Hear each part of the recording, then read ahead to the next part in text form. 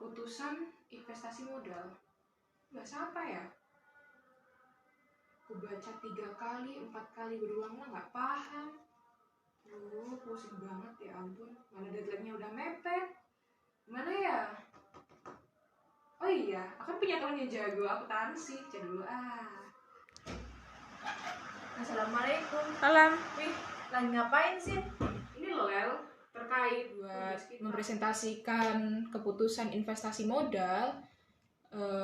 Aku bingung banget gitu loh. Aku belum paham. Jadi kayak butuh bantuan deh. Tadi aku coba ngechat Vira, katanya dia bisa bantu gitu. BTW kamu udah? Ya, pakai nanya. Ya belum. Oke, kalau gitu gimana kalau nanti sore kita temuin Vira bareng-bareng? Boleh. Vira. Udah sampai. Masuk yuk. Masuk. Gimana guys? Oh iya, ini loh Vir, terkait Akmen itu kan sulit banget ya. Jadi aku nggak paham. Iya kan Lel? Iya benar, banyak juga yang kita pelajari. Iya, kita belum paham. Jadi makanya kita bantu. Oh itu.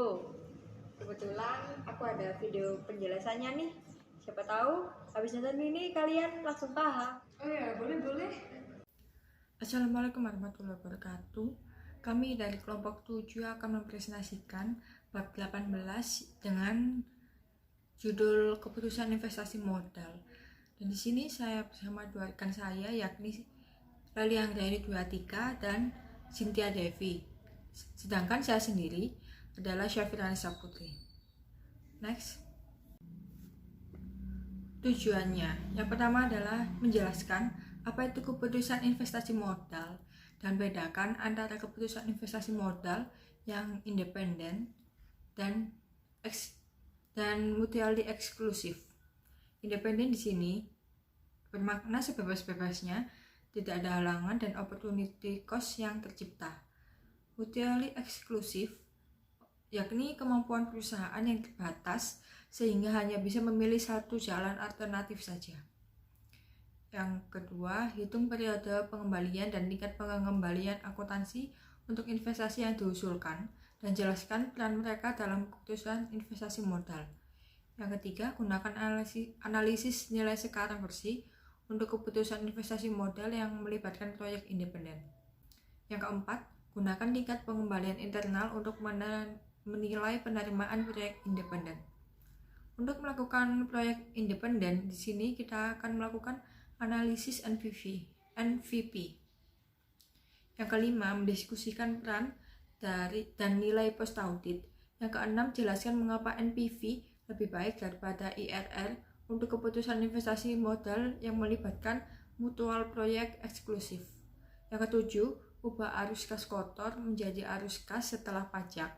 Dan yang kedelapan, jelaskan investasi modal dalam lingkungan manufaktur maju. Keputusan investasi modal adalah keputusan yang berkaitan dengan proses dari perencanaan, menetapkan tujuan dan prioritas, mengatur pembiayaan, dan menggunakan kriteria tertentu untuk memilih aset jangka panjang. Aset jangka panjang di sini yang dimaksud adalah seperti gedung, mesin, kendaraan, dan software. Selanjutnya ada payback method. Payback method adalah menghitung kapan investasi kita akan terbayarkan dan tidak memperhatikan nilai mata uang. Metode investasi modal ini dibagi menjadi dua, yakni yang pertama menggunakan metode non-discounting atau mengabaikan nilai waktu uang. Yang dibagi menjadi dua yakni periode pengembalian dan tingkat pengembalian akuntansi. Lalu metode yang kedua adalah discounting atau mempertimbangkan nilai waktu uang.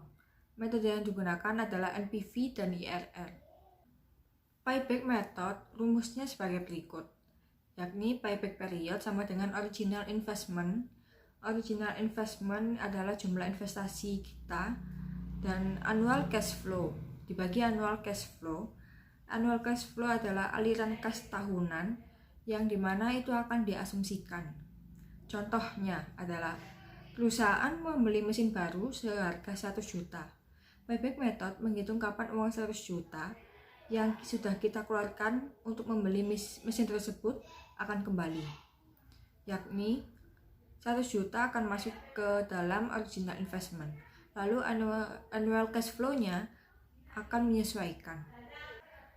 Contohnya adalah 100.000 dolar akan masuk pada tahun pertama dan annual cash flow-nya adalah 30.000 dolar. Maka 100.000 dolar akan dikurangi dengan 30.000 dolar akan menghasilkan 70.000 dolar pada tahun kedua. Pada tahun kedua kita akan membayarkan 70.000 dolar. Pada tahun kedua, annual cash flow-nya adalah 40.000 dolar. Begitu seterusnya, jadi 70.000 dolar dikurangi 40.000 dolar sama dengan 30.000 dolar dan masuk pada tahun ketiga. Jadi, investasi kita akan kembali pada tahun ketiga. Lalu annual cash flow pada tahun ketiga adalah 50.000, di mana kita akan mendapatkan laba sebesar 20.000. Dan pada tahun keempat dan kelima kita juga akan mendapatkan laba sebesar 60.000 dan 70.000. Next. Kekurangan dari payback method adalah yang pertama, mengabaikan nilai waktu dari uang. Yang kedua, mengabaikan kinerja investasi di luar periode pengembalian. Payback method memberikan informasi kepada manajer yang dapat digunakan sebagai berikut. Yang pertama, untuk membantu mengendalikan risiko yang terkait dengan ketidakpastian arus kas di masa depan. Yang kedua, untuk membantu meminimalkan dampak investasi pada masalah likuiditas perusahaan. Yang ketiga, untuk membantu mengendalikan risiko keuangan. Dan yang keempat adalah untuk membantu mengendalikan efek investasi pada ukuran kinerja. Lalu selanjutnya adalah accounting rate of return. Rumusnya sama dengan average income. Average income di sini adalah laba rata-rata, yakni aliran kas tahunan dikurangi biaya depresiasi, lalu dibagi dengan original investment atau average investment yang berasal dari I ditambah S dibagi 2. I sama dengan investasi awal dan S adalah nilai sisa. Contoh accounting rate of return adalah beberapa peralatan baru membutuhkan pengeluaran awal sebesar 80.000 dolar dan menjanjikan total arus kas sebesar 120.000 dolar selama 5 tahun ke depan atau selama umur mesin.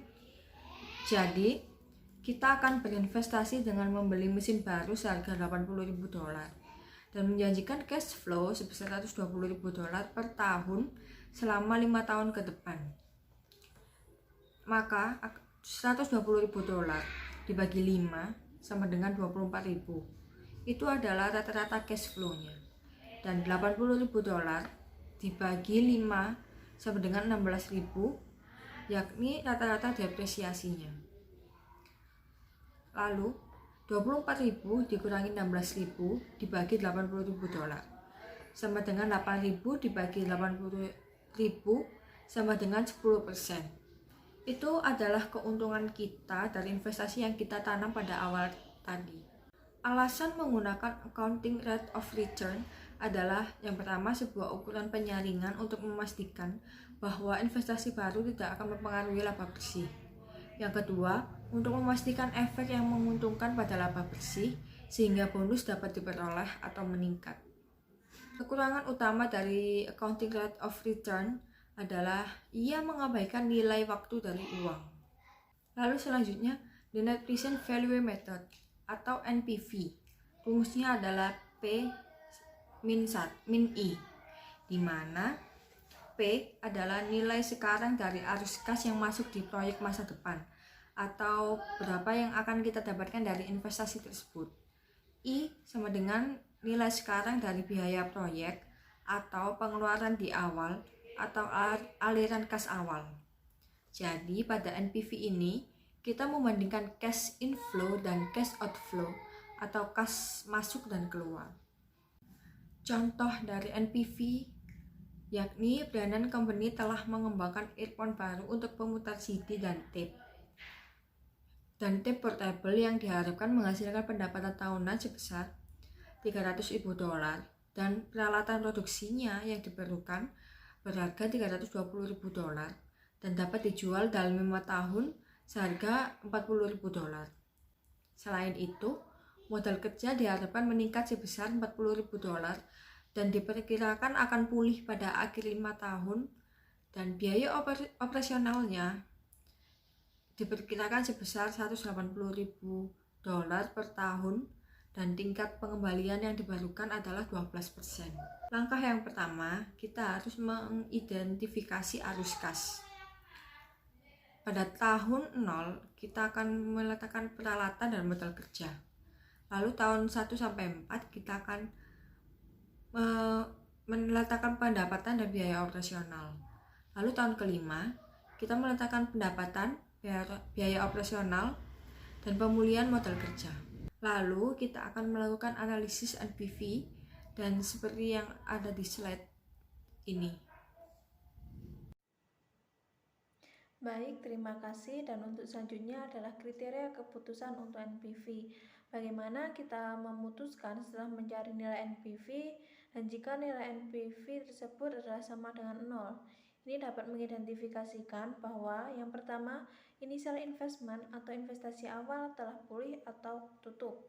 Dan yang kedua, tingkat pengembalian yang diminta telah dipulihkan, di mana tingkat pengembalian yang sebesar 12% sudah ketutup, jadi keuntungan dari investasi ini sudah 12%. Dan dengan demikian investasi kita balik sejumlah 0 dan dapat dikatakan tidak memberi keuntungan atau kerugian. Kemudian kriteria kedua, jika NPV lebih dari 0. Ini mengidentifikasikan yang pertama, initial investment telah pulih, dan yang kedua tingkat pengembalian yang diminta telah dipulihkan, dan yang ketiga pengembalian yang lebih dari karakteristik 1 dan 2 sudah diterima. Jadi ada pendapatan lebih dari invest awal dan dari segi the required rate of return. Maka dalam kasus ini earphone harus diproduksi ketika NPV lebih dari 0. Untuk selanjutnya, asumsi dalam NPV. Model NPV mengasumsikan bahwa semua arus kas yang dihasilkan oleh suatu proyek segera diinvestasikan kembali untuk mendapatkan tingkat pengembalian yang diperlukan sepanjang umur proyek. Selanjutnya adalah IRR, Internal Rate of Return, atau tingkat pengembalian internal. Jadi ketika menghitung IRR ini adalah ketika kita menghitung tingkat keuntungan saat nilai NPV-nya sama dengan 0. Jadi P sama dengan I untuk IRR. Seperti contoh berikut. Sebuah proyek membutuhkan $10.000 investasi dan akan mengembalikan $12.000 setelah 1 tahun. Jadi $12.000 per 1 plus I pangkat N, dimana N-nya adalah 1 karena 1 tahun, dimana sebagai kondisi P sama dengan $10.000 sebagai kondisi I. Jadi 1 plus I sama dengan 1,2, maka I sama dengan 0,20. Dan untuk selanjutnya adalah decision kriterianya IRR. Dan bagaimana cara membaca IRR-nya adalah sebagai berikut. Jika IRR lebih dari cost of capital, maka harus diterima karena keuntungan lebih tinggi daripada biaya modal. Dan yang kedua, jika IRR sama dengan biaya modal, maka akan diterima. Dan yang ketiga, jika IRR kurang dari cost of capital, jadi harus di-reject karena akan merugikan yang investasi. Next. Perbandingan NPV dengan IRR. Dan lebih baik pakai NPV atau IRR untuk menentukan suatu proyek. Dan berikut ada 2 perbedaan. Yang pertama, NPV mengasumsikan arus kas masuk diinvestasikan kembali pada tingkat pengembalian yang diminta. Sedangkan metode IRR mengasumsikan bahwa arus masuk diinvestasikan kembali pada tingkat pengembalian internal. Dan yang kedua, NPV mengukur profitabilitas suatu proyek dalam dolar absolut, Sedangkan metode IRR mengukurnya sebagai persentase. Dan untuk selanjutnya adalah perbandingan NPV dengan IRR dari perusahaan Binley. Seperti berikut adalah dikatakan desain A pendapatan tahunan sebesar $179.460, sedangkan desain B $239.280, dan untuk biaya operasi tahunan sebesar $119.460, dan untuk desain B $169.280, dan memerlukan peralatan tahunan sebesar $180.000 untuk desain A dan untuk desain B sebesar $210.000, sama-sama dalam kehidupan proyek selama 5 tahun. Selanjutnya, kemudian di sini sudah ada untuk masing-masing cash flow untuk masing-masing desain. Untuk desain A 60.000 dan desain B 70.000, sama dalam setahun untuk 5 tahun proyek live. Kemudian dicoba dengan NPV analisis desain A. Jadi hanya dengan mengalihkan cash flow dengan diskon faktor. Untuk menentukan diskon faktor adalah dengan 1 min I sama dengan plus R di sini adalah 0,12 pangkat min N. 1 min I plus 0,12 pangkat min 5 per 0,12 ditemukan 3.605. Dan untuk selanjutnya analisis IRR. Diskon faktor sama dengan investasi awal per arus kas tahunan sama dengan $180.000 per 60.000 ditemukan sebesar 3.000. Untuk desain B, NPV analisisnya sama dengan sebelumnya, cash flow dikali diskon faktor. Next, diskon faktor analisis IRR sama dengan investasi awal per arus kas tahunan sama dengan $210.000 per 70.000 sama dengan 3.000. Next, arus kas operasi setelah pajak. Arus kas setelah pajak sama dengan pendapatan bersih setelah pajak plus biaya non tunai. Contohnya diketahui pendapatan sebesar $1 dikurangi biaya operasional sebesar $600.000 dan pendapatan sebelum pajak sebesar $400.000, kemudian dikurangi pajak penghasilan sebesar $136.000 dan batas pemasukan $264.000 dan terdapat penyusutan atau depresiasi sebesar $100.000. Dan untuk selanjutnya adalah arus pendekatan komposisi. Pendapatan tunai setelah pajak adalah sama dengan 1 dikurangi tarif pajak dikali pendapatan tunai. Biaya tunai setelah pajak adalah sama dengan 1 dikurangi tarif pajak dikali uang tunai pengeluaran. Dan untuk penghematan pajak atau pengeluaran non tunai sama dengan tarif pajak dikali non tunai pengeluaran. Di sini non cash expense bisa juga disebut dengan tax saving. Dan total kas operasi sama dengan pendapatan kas setelah pajak dikurangi biaya kas setelah pajak ditambah penghematan pajak atas biaya non kas. Next, di sini terdapat contoh menyebutkan pendapatan sebesar $1 juta dan pengeluaran kas $500 dan penyusutan $100 dan tarif pajak 34%.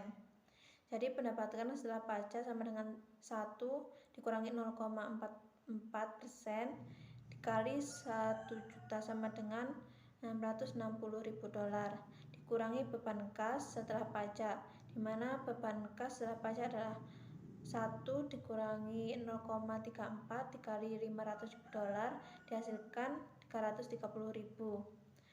Kemudian penghematan pajak atau pengeluaran non tunai 0,34 dikali $100 sama dengan 34.000. Jadi totalnya adalah $364.000. Next, depresiasi. Adanya cash non expenses ini karena adanya biaya depresiasi yang dapat menjadi penghambat pajak, karena penyusutan atau depresiasi adalah biaya non tunai dan bukan arus kas. Depresiasi bagaimanapun mendapatkan dari pajak, dan dengan demikian menciptakan arus kas masuk sama dengan penghematan pajak. Diasumsikan awalnya bahwa Undang-Undang Pajak tidak mengizinkan penyusutan dikurangi untuk sampai pada kena pajak penghasilan. Jika sebuah perusahaan memiliki arus kas operasi sebelum pajak sebesar $300.000 dan depresiasi sebesar $100.000, kita memiliki pernyataan yang ada pada slide 33. Next. Di sini contohnya diasumsikan tidak ada biaya depresiasi atau nol.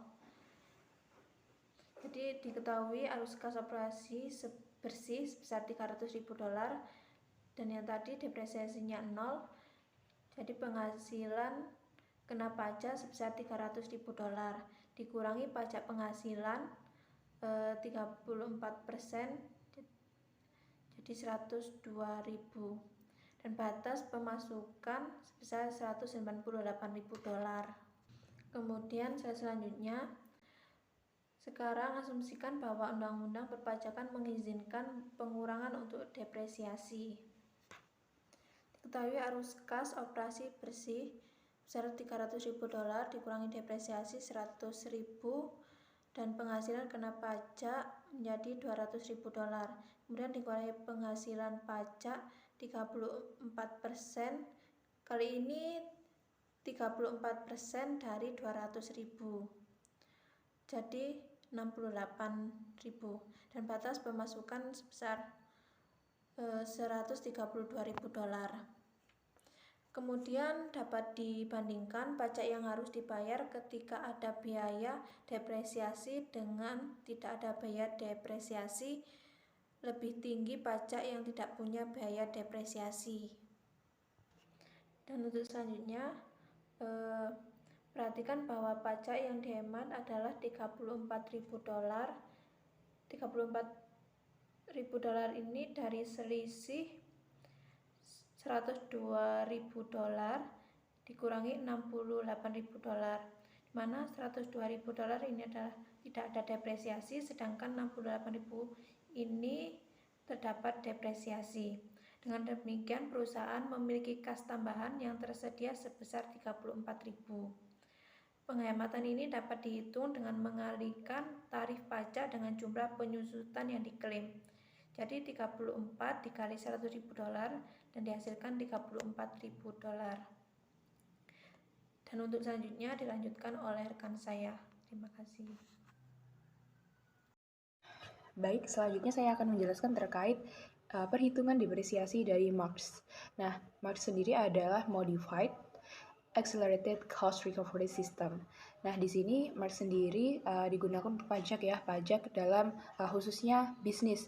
Nah, mengapa sih bisnis menggunakan metode Marx? Sebab metode Marx ini dipercepat untuk menghitung penyusutan karena memungkinkan penghapusan yang lebih besar di tahun-tahun awal masa manfaat aset. Nah, dengan metode Marx ini masa manfaat ditentukan oleh kelas aset. Beberapa contoh kelas aset meliputi seperti pada layar, yaitu 357. Nah, 357 ini adalah dalam satuan tahun, seperti itu. Nah, yang pertama 3 tahun ini adalah alat paling kecil dalam suatu bisnis, lalu 5 tahun itu ada mobil, truk ringan, peralatan komputer, dan yang 7 tahun adalah mesin peralatan. Baik, salah satu dari ketiga kelas tersebut dapat disusutkan menggunakan yang pertama metode garis lurus, yang kedua atau Marx. Modified Accelerated Cost Recovery dengan konvensi nantinya adalah setengah tahun. Nah, di sini ada beberapa ketentuan dalam penggunaan metode MARS, yaitu yang pertama, setengah dari penyusutan untuk tahun pertama dapat diklaim terlepas dari kapan aset tersebut benar-benar digunakan. Yang kedua, yaitu setengah tahun penyusutan lainnya diklaim pada tahun setelah akhir masa pakai kelas aset. Dan yang terakhir atau yang ketiga adalah jika aset tersebut dapat dilepaskan sebelum umur kelasnya, hanya setengah dari penyusutan untuk tahun tersebut yang dapat diklaim. Baik, nah untuk studi kasus selanjutnya yaitu adanya sebuah mobil yang dibeli pada tanggal 1 Maret 2003 dengan harga 20.000 US dollar. Perusahaan memilih metode garis lurus untuk tujuan perpajakan. Nah, di sini mobil adalah aset 5 tahun. Dan selanjutnya depresiasi tahunannya adalah 4.000 US dollar. Didapat dari mana? Didapat dari nilai perolehan dibagi dengan umur ekonomis dari mobil. Tadi sudah kita lihat di kelasnya bahwasanya mobil adalah kelas 5 tahun. Nah, namun karena konvensi setengah tahun hanya 2.000 yang dapat dikurangkan pada tahun 2003. Mengapa? Karena di tahun 2003 ini membelinya di bulan Maret, tidak dari bulan Januari, seperti itu. Nah, baik, kita beralih ke pernyataan selanjutnya dapat dilihat di sini, yaitu pengurangan depresiasi tahun. Di 2003 membayar sekitar 2.000 saja, 20 US dollar. Baik, selanjutnya yaitu 2004. Nah, 2004 ini kita jumlah depresiasinya sekitar 4.000 sampai dengan nanti tahun 2007 atau nilai tahun kelima, dan di tahun 2008 nanti kita ada depresiasi sekitar 2.000 yang mana melengkapi dari tahun awal kita beli, yaitu 2003 karena tadi dibelinya tidak dari awal tahun. Nah, selanjutnya kita diminta untuk mengasumsikan aset tersebut dilepas pada bulan April 2005 nih. Nah, yang mana hanya depresiasi sebesar 2.000 US dollar yang dapat diklaim. Sehingga nilai bukunya menjadi 12.000. Didapat dari mana? Didapat dari tahun ketiga, tahun pertama dan juga tahun kedua, yaitu 4.000. 4.000 ditambah 4.000 sehingga 8.000. Dan tadi kita punya nilai perolehan yaitu 20.000 dikurangi 8.000 sehingga mendapatkan hasil yaitu 12.000. Nah, di sini kita lihat ada tahun dan juga persentase biaya yang diizinkan, yaitu pertama persentasenya sekitar 20%, menjadi 32%, 19,20% sampai dengan 5,76%. Nah, dengan diskon pajak tahunnya yaitu tadi 2.000, kita ingat penyusutannya sekitar 800.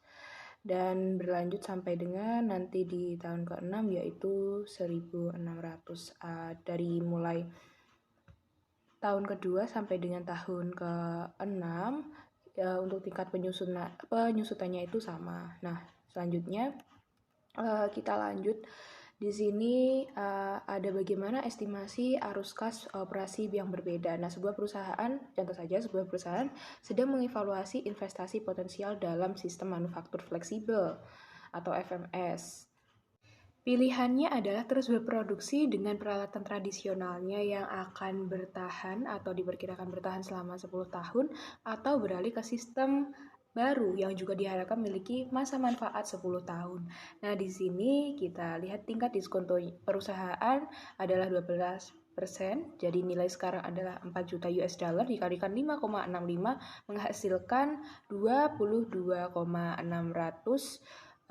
ribu US dollar atau 22.600.000 US dollar dengan investasi sebesar 18 juta. Nah, di sini akan mendapatkan nilai bersih sekarang yaitu sebesar 4.600.000 US dollar. Nah, kita lanjutkan. Di sini bisa teman-teman lihat. Nah, kita lanjut di nilai masa depan atau bahasanya future value. Nah, di sini kita akan membahas time value of money. Membicarakan terkait time value of money sudah kita bahas di semester 3 kalau nggak salah ya. Nah, di sini ada beberapa keterangan dalam sebuah rumus dari nilai masa depan. Nah, di sini ada F gitu ya. F ini memiliki arti nilai masa depan. Lalu di sini ada I yaitu suku bunga. P nilai sekarang atau pengeluaran awal, dilanjutkan dengan N atau periode. Nah, selanjutnya nilai masa depan dapat dinyatakan dengan rumus F sama dengan P kali I plus 1 pangkat N. Nah, next, di sini ada salah satu studi kasus, asumsikan investasinya adalah 1.000 US dollar. Suku bunganya adalah 8% dengan berapa nilai masa depan jika uang tersebut diinvestasikan selama 1 tahun, 2 tahun, dan bahkan 3 tahun. Nah, next di sini untuk nilainya dapat kita hitung terlebih dahulu. Nah, baik untuk tahun pertama yaitu F sama dengan 1000 kali 1 plus 0,08 diperoleh dari 1 plus 8% dipangkatkan dengan 1 karena tahun pertama atau periodenya 1. Nah, diperoleh hasil 1080 US dollar. Nah, selanjutnya adalah untuk tahun kedua, yaitu sama 1000 dikali dengan 1,08 dipangkatkan 2. Nah, di sini yang beda adalah N-nya atau periodenya. Diperoleh 1166,40 US dollar. Nah, yang terakhir adalah tahun ketiga, yaitu 1000 kali 1,08 dipangkatkan dengan N, 3, ya mendapatkan hasil 1259,71 US dollar. Nah, di sini dilanjutkan untuk nilai sekarang yaitu atau nilai saat ini. Nah, bisa dikatakan dengan present value. Nah, untuk pembahasan present value kali ini ada rumus yang berbeda dengan future value pastinya. Nah, untuk rumusnya sendiri adalah P atau nilai sekarang sama dengan future value atau F dibagi dengan 1 plus I pangkat N. Nah, di sini contoh kasusnya adalah hitunglah nilai sekarang dari 300 US dollar yang akan diterima 3 tahun dari sekarang. Nah, dengan suku bunga adalah 12%. Nah, di sini adanya faktor diskonto yaitu sebesar 0,712. Nah, dengan demikian nilai sekarang atau P dapat diperoleh dari F dikali dengan faktor diskonto atau diskonto factor yaitu 300 US dollar dikalikan dengan 0,712 sama dengan 213,60 US dollar. Nah, mungkin itu saja pembahasan dari kelompok kami terkait keputusan investasi modal dan yang tadi saya jelaskan terkait metode Marx dan juga the value of money. Semoga dapat bermanfaat dan juga berdampak positif untuk rekan-rekan yang menyaksikan. Sekian dari kelompok kami, ada kurang lebihnya kami mohon maaf. Wassalamualaikum warahmatullahi wabarakatuh. Sampai jumpa.